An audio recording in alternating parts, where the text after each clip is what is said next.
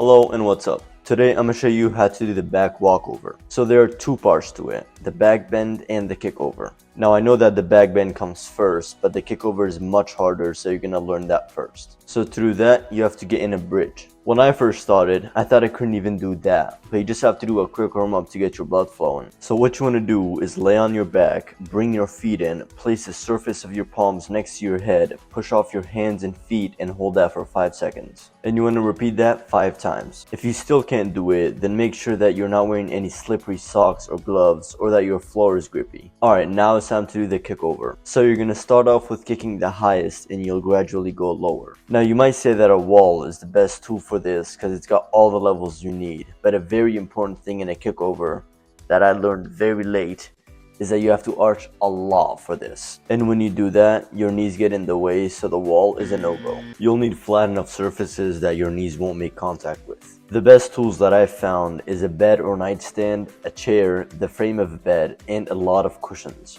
What you'll want to do to get started on these is go in a bridge, climb to your feet as close as you can, because arching is very important, and kick off to the lowest surface that you feel you can do. Now, unlike other skills like the backflip where it's all in your head, even if you force yourself to kick lower than you can, you'll fail because you can't do that yet. Anyways, so once you start kicking, there are some things you can try to make them better. You can add momentum for power, raise one leg, and kick off of your toes. Once you get to the lower levels, there are a lot of things to keep in mind. The most important thing is to arch, and arch. You should arch so much that you get on your toes but not fall on your knees. You might get to a point where there's a very little window between arching too much and too little because you're not used to arching so much. You either arch too little or arch so much that your body is too stiff to kick itself over, which might cause back pain. For this, I would say to maybe do some back stretches or just keep practicing to open your body to be more flexible. Also, you'll want to get in a position that I call the straight body, where your body is straight and your legs are slanted. I've mentioned this before, but to do this, you want to build up momentum, then raise one leg and kick off of the other. You want to do all these until you're on the ground. And all of these things combined will probably make your legs very tired, so I'd recommend taking a break every few tries to maximize your legs' power. Now let's move on to the back bend. We can bring the wall back for this one. What you want to do is climb the wall like this. If you're too scared to go backwards like this, then you can stand with your back against the wall, raise your arms up, walk forward, flip your hands the other way, and climb.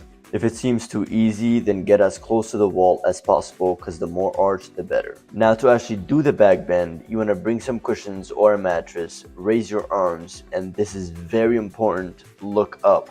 Then just bend backwards and drop. You can probably do a crappy back walkover now where you just readjust. And it might take some time to get the good amount of bending and land it because you might drop too fast on your hands and collapse, so you have to find that fine middle ground to do it. It'll probably be too scary sometimes, but I just send it. Now you can either just subtract the cushions or just go on the ground. And the final thing to do is just put your legs together. Again, bring the cushions, get it down, then do it on the ground. And just like the kickover where there's a very important piece of advice, for the back bend I would say to just not forget to look up. It's very important. And boom, there you have it, a back walkover. Hi, so after learning the back walkover, I learned the back limber, which is the same as the back walkover except with both feet, and I learned a lot, so this may help you with your back walkover. And no, I won't show you any new back walkovers because I've already learned the back limber and I don't want to go back. Anyways, so the first tip is the warm-up. You want to get in a bridge, hold that for 5 seconds, take a break for 10 seconds, and repeat that 5 times. While doing this, you want to push off of your toes to be more on your arms so you can get that straight body. In fact, I tested this and it took me from this to this. Now, this is not the perfect ideal amount of arch, but you gotta admit, this is pretty good. Another thing is slippery cushions. If you don't have anything fancy and just have access to some home cushions, they're probably not the most stable thing. You can ignore this and skip to this time if you do have stable cushions like this. But for those that don't, you want to arch a lot and don't use a lot of momentum because if you do, they'll move back and you'll arch less, which is bad. You want to get on, then just swing back and straight up go for it. And for the flip, you want to extend your legs as much as possible and over rotate your shoulders so that you go beyond the straight body position. This will literally force you to flip over, which will hurt your shoulders a lot, so I recommend taking a few days break if if the pain really gets to you, but then come back because this is really powerful. And you can use this on any level of kicking.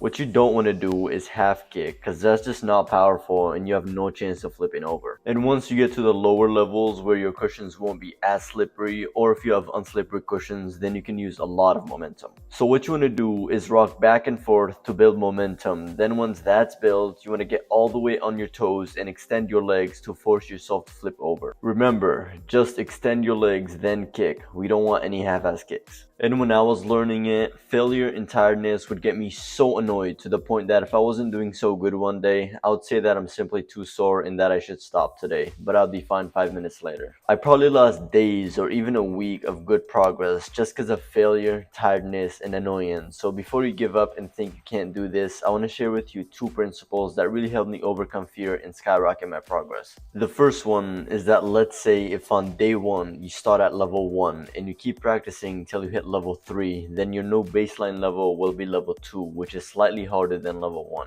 Then when you come back tomorrow and start at level 2 and you keep practicing till you're almost at level 6, which is the ground, then your new baseline level will be level 3, which is slightly harder than level 2. So the lesson for you is that just because you ended on the 4th level today doesn't mean you'll still be there tomorrow. You might have to go back to level 3 or even 2, and that might make you sad, but just remember that you started on level 1 yesterday. So the rule of thumb is to go 2 or so levels back from what you could do yesterday. You can translate that into whatever skill you'll learn in the future. And the second principle is that if you're not 100% satisfied with the level you're currently at, don't move to the next one because you'll be worse. Ace the current level, then move on. And to do that, you'll want to take a break every time you do 3 successful ones in a row or when you're extremely tired. Also, I have one last tip for the back bend. So if you look down, your fear will go away because you can see everything down. If you look up and beyond, your feel will come back because you can't fully see what's there. So the strategy is to look down, then immediately just go for it without stopping so your fear doesn't stop you. Anyways, I hope this helps you get your first back walkover. If you're still struggling with it, then go down on my free community Learn Quick right now and you can ask me or others for help to get your first one, or you can help others with their skills. Don't worry, it's completely free. Bye for now and I'll see you later.